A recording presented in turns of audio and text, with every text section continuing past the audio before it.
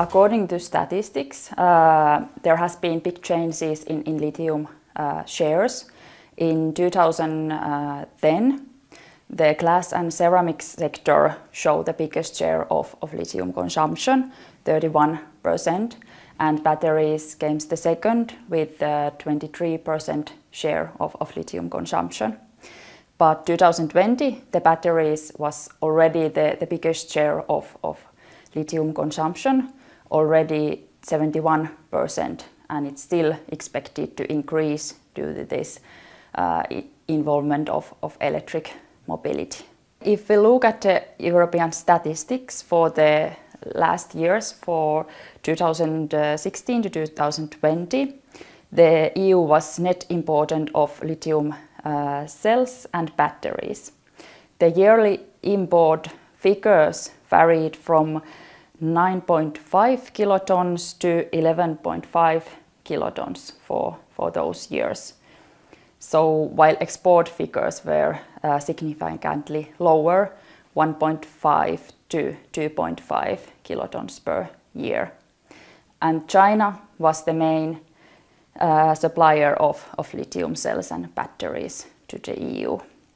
According to the statistic, between years 2016 and 2020, the EU was the net importer of lithium compounds, so lithium carbonate, lithium oxide and hydroxide. And the yearly import of lithium carbonate varied from 12.6 kilotons to 16.5 kilotons per year. The export were in the range of 5.6 kilotons to 13.2 kilotons per year. And actually Chile was the main supplier for the refined lithium to the EU during those years.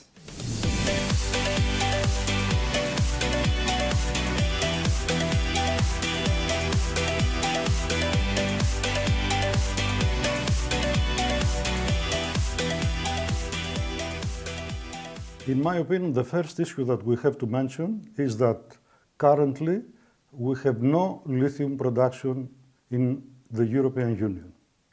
There is only a very small production of lithium concentrate in the Iberian Peninsula, but this is very small and it cannot cover any serious needs of Europe.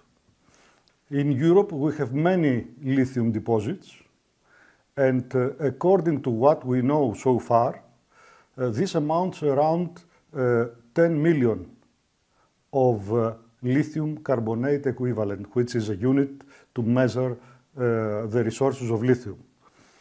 This can cover the needs of the European Union for at least 40 years.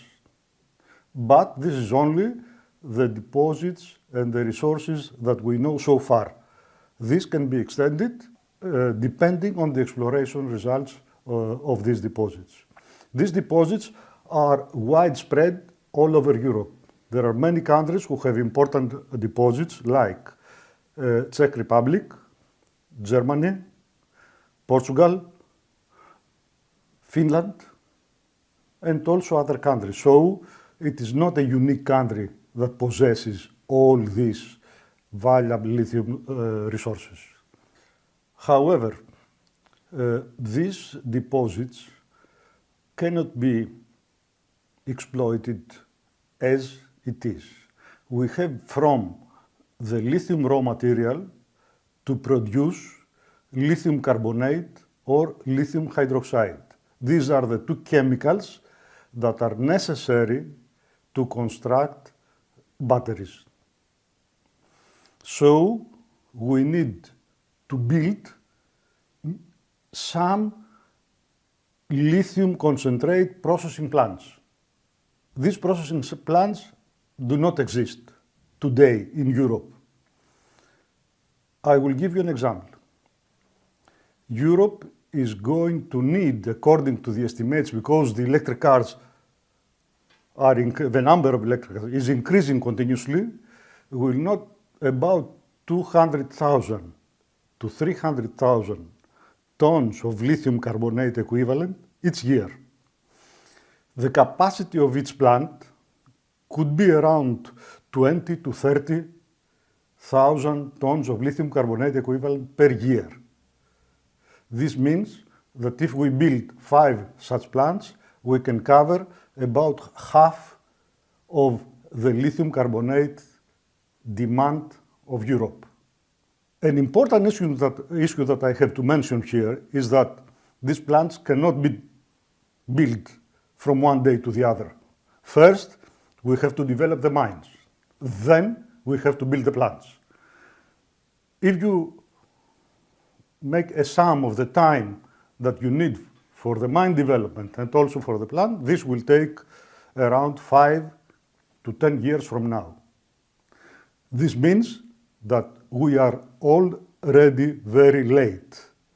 We are very late in exploiting a resource that we have in a good quantity in our European Union.